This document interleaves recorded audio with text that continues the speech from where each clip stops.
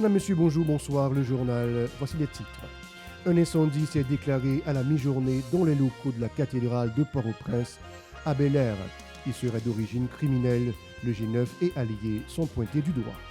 Les gangs G9 et GPEP continuent de s'affronter pour la 6e journée consécutive au quartier Bel-Air. Plusieurs personnes, dont Franck Rodolphe, un graphiste du journal Le Nouvelliste, ont été blessées mercredi par des balles perdues au centre-ville de Port-au-Prince. Manifestation mercredi dans la capitale contre l'insécurité. Elle a été dispersée par la police. Au moins une personne est sortie blessée par balle. Le juge Walter Wessier-Voltaire est chargé de l'instruction du dossier de Robinson Pierre-Louis. Au moins 2 cas de kidnapping ont été recensés mardi à Delma 19 et à Delma 31. Restez avec nous pour le développement. Si vous jugez que cette vidéo est intéressante, n'hésitez pas à liker et partager la vidéo. Et surtout, n'oubliez pas de vous abonner à cette chaîne et activer la cloche de notification pour ne pas louper aucune de nos vidéos. De retour, Madame, Monsieur, et comme annoncé en titre, un incendie s'est déclaré à la mi-journée dans les locaux de la cathédrale de Port-au-Prince à Bel-Air, à l'extrémité nord de la rue Monseigneur Guilloux. Il serait d'origine criminelle. Le G9 et alliés sont pointés du doigt. Le secrétaire général de la Conférence haïtienne des religieux, Gilbert Peltrop, a rassuré que les pompiers sont arrivés sur les lieux à temps pour circonscrire le feu. Il faut indiquer que les affrontements se sont poursuivis entre les gangs G9 et GPEP pour la 6e journée consécutive au quartier Bel-Air. Les bandits font chanter la poudre sans aucun répit, entretenant ainsi une situation de tension au niveau de plusieurs endroits. Dans la foulée, des gens ont été atteints de projectiles alors qu'ils sont terrés dans leur domicile. D'autres, en pleine rue, ont été touchés. C'est le cas de Franck Rodolphe, un graphiste du journal Le Nouvelliste, blessé à la rue du Centre, non loin des locaux du pénitencier national, qui serait en ébullition. Selon certaines informations, Anne Samaël Dalmar, 6 ans, fille du journaliste caméraman Samuel Dalman, a été également atteinte jeudi matin d'une balle perdue à Carrefour-Feuille. Elle a été blessée au dos. Depuis le début des hostilités, un net ralentissement des activités a été constaté au cœur de la capitale. Mercredi, les petits détaillants ont dû évacuer les lieux en raison de la gravité de la situation qui a aussi affecté le transport en commun. Sachez aussi que le conseil de direction de la faculté des sciences de l'Université d'État UEH a décidé d'observer un arrêt momentané des activités académiques à partir du 27 juillet en raison de la dégradation du climat sécuritaire. Plusieurs projectiles ont été retrouvés pendant plusieurs jours sur la cour de l'institution, ont déploré les responsables. Au cours de cette période d'inactivité, l'espace ne sera pas accessible aux étudiants, sauf sur autorisation expresse du Conseil, indiquant que des consultations sont engagées en vue de trouver la meilleure formule pour la reprise des activités au niveau de cette structure. Comme la chronique d'une mort annoncée, des militants politiques se sont rassemblés jeudi devant les locaux de l'ambassade de France en Haïti, dans l'aire du Champ de Mars, pour dénoncer la trop grande implication des étrangers dans la crise haïtienne. Ils accusent les membres de la communauté internationale le fait d'avoir placé au pouvoir en tout temps des dirigeants plutôt corrompus, sans aucune attache au pays, donc sans vision. Ces autorités croupions ne font qu'enforcer le pays dans la crise globale, s'insurgent les protestataires. Écoutons les déclarations de Marc-Antoine Maisonneuve qui a convoqué ce sit-in au micro de Vladimir Prédeville et Stravinsky Deramo. Regardez, pas-ci par-là, à gauche, à droite, devant, derrière. Même policiers, où il y a plusieurs machines policiers là, cap de sécurité, policiers parfois c'est campé avec ZAM, l'armée, pour surtout qu'à répliquer, réagir par rapport à pile paquet délinquants qui a tiré dans l'air Champ de Mars là, dans l'air Bel-Air.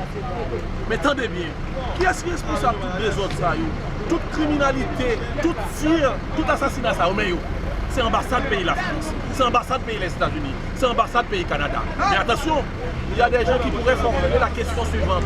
Maître Maisonneuve, comment faire connaître que c'est l'ambassade de la France, c'est l'ambassade pays les États-Unis, c'est l'ambassade pays Canada qui est responsable insécurité ça massacre ça tir ça toutes des autres qui gagnent dans le pays. La raison est claire. C'est parce que ce sont tout simplement ces ambassades qui ont toujours soutenu au pouvoir en Haïti des criminels, des blanchisseurs, des trafiquants de drogue, des trafiquants d'armes, gros pays à destination pays d'Haïti, pas des pièces contrôle sous armes ça. Attention, les bagailles à quitter l'autre pays pour rentrer aux États-Unis, où est gros paquet de contrôle, où est gros paquet de stratégie.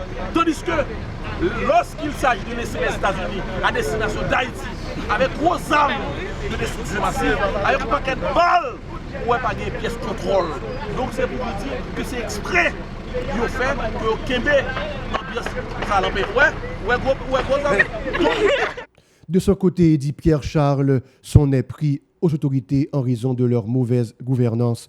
Pour enforcer le clou, il a indiqué que l'équipe gouvernementale n'a pas su satisfaire les desiderata de la majorité de la population, alors que le Premier ministre avait promis un apaisement de la situation. L'activiste souligne que la plus grande partie des citoyens végètent de la misère abjecte à cause de l'insécurité permanente et le coût démesuré de la vie. Selon Eddy Pierre Charles, il n'y a pas de doute, les autorités sont de mèche avec les gangs armés qui ont mis la population à genoux. Il est toujours au micro de Vladimir Prédville et de Stravinsky des Rameaux. Les arrivés pour débarrasser nous de Ariel Henry. Ariel Henry qui sont des individus après un an qui n'ont pas de bilan. Bilan c'est zéro. Tout ministre, si vous faites un bilan de cabinet ministériel Ariel là, ou après c'est zéro. Ou après 2 jours, 1 jour, criminalité a vu publique dans le pays, kidnapping a augmenté, après bataille gang à gang a augmenté, c'est vacam qui gagne dans le pays. Ou après un petit côté qui était plus ou moins, gagne un petit minimum, côté de chita pour chita pour un petit loisir, jodi on pas chita la donne. C'est balle tribo babo qui tomber la donne. Et il y a même des gens qui mourent même. Parce que dimanche, il y a un chien qui prend balle là. C'est une assiette par échange dans les mourir. Jodi, là dit puisque le gouvernement qui l'a, il n'a pas de capacité, il n'a pas de dignité, il n'a pas de colonne vertébrale, nous dit, en tant que président du Sénat populaire, nous dit le gouvernement ça n'a pas arrêté. En dehors de ce rassemblement, il faut indiquer que les citoyens ont manifesté mercredi dans la capitale et ses périphéries contre l'insécurité et la cherté de la vie. À l'appel de plusieurs militants politiques, les protestataires s'étaient réunis au carrefour de l'aéroport, habituellement appelé carrefour de la Résistance. Ils ont longé la route de Delma pour se rendre devant les locaux de la résidence officielle du Premier ministre à Musso. À Delma 48, les agents de l'ordre ont dispersé la manif à l'aide de tirs et de gaz lacrymogènes. Au moins une personne en est sortie blessée par balle. Le doyen du tribunal de première instance TPI, Bernard Saint-Ville, a confié l'instruction du dossier de Robinson Pierre-Louis au juge Walter Wesse Voltaire. Le magistrat est déjà en charge du dossier de l'assassinat de Jovenel Moïse. Mardi, Maître Saint-Ville a fait office de juge dans le cadre de l'action en habeas corpus intentée par les avocats de Robinson Pierre-Louis dans la perspective d'obtenir sa libération. Il a invité la défense à s'adresser au juge en charge du dossier Walter Wesse Voltaire. On se le rappelle, l'ex-secrétaire général du barreau de Port-au-Prince a été épinglé suite à l'enquête sur le dossier de trafic d'armes du 1er juillet à Port-de-Paix. Trafic d'influence, suspicion de corruption, forfaiture et association de malfaiteurs, tels sont les principaux chefs d'accusation retenus par l'ancien conseiller du ministre de la Justice. Le Centre Toussaint Louverture de concert avec le Bureau haïtien des droits d'auteur a organisé le 27 juillet une conférence-débat à Pétionville autour du thème « Le phénomène des gangs armés vu par les créateurs ».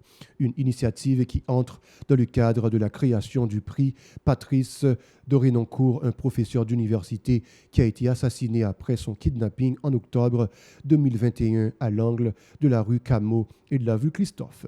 Les organisateurs ont indiqué qu'ils envisagent de collecter les opinions de tous les secteurs sur l'insécurité avec son cortège de deuil et de désolation dans la société haïtienne. Écoutons les précisions de Ralph Jean-Baptiste, responsable des relations publiques au BHDA. Il est au micro d'Esdra Jeudi et de Jose-Philippe François. L'activité ça est faite dans le cadre mise en place d'un prix, le prix Patrice Michel de Renoncourt.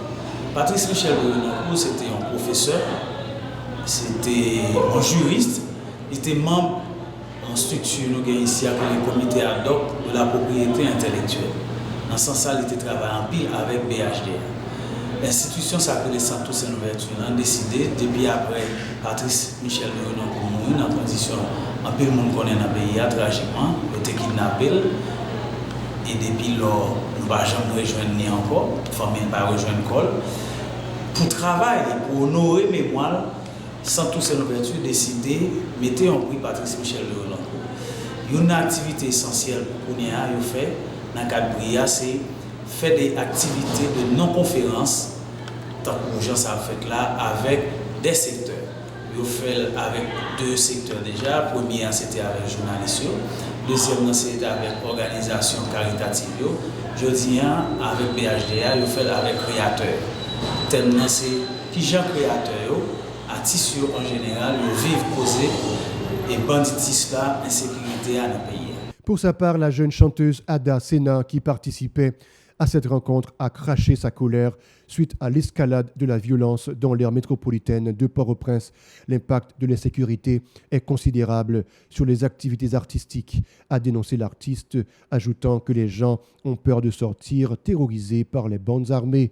Ada Sena est toujours au micro d'Ezra Jeudi et de José-Philippe François. Je sens que je ne suis pas quand même révolté contre lui-même parce que il pose certaines questions qui ont affecté plus tard. Par exemple, est-ce que si je m'écris de lui, si je parle de lui, est-ce que je ne pas risquer de mettre dans une situation qui est dangereuse. Mais à part de ça, nous pas qu'à créer parce que pas vraiment de moyens pour ça, moyens de transportation, de déplacement.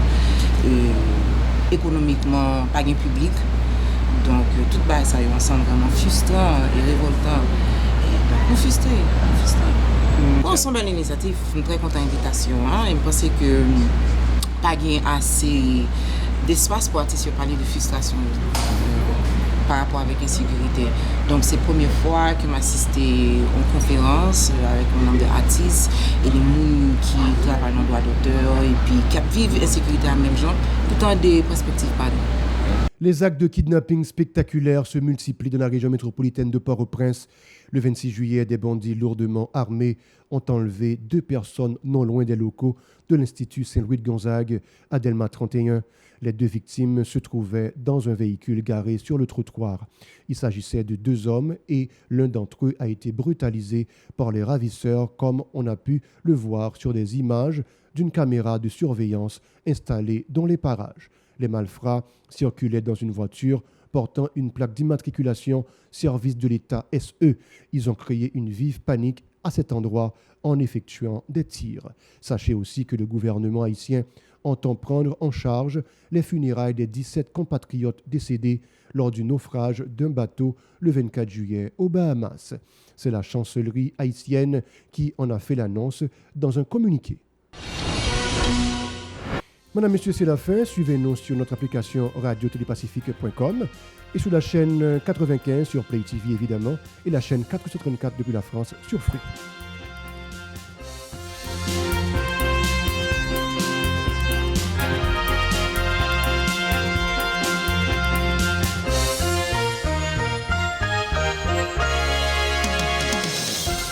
Si vous jugez que cette vidéo est intéressante, n'hésitez pas à liker et partager la vidéo. Et surtout, n'oubliez pas de vous abonner à cette chaîne et activer la cloche de notification pour ne pas louper aucune de nos vidéos.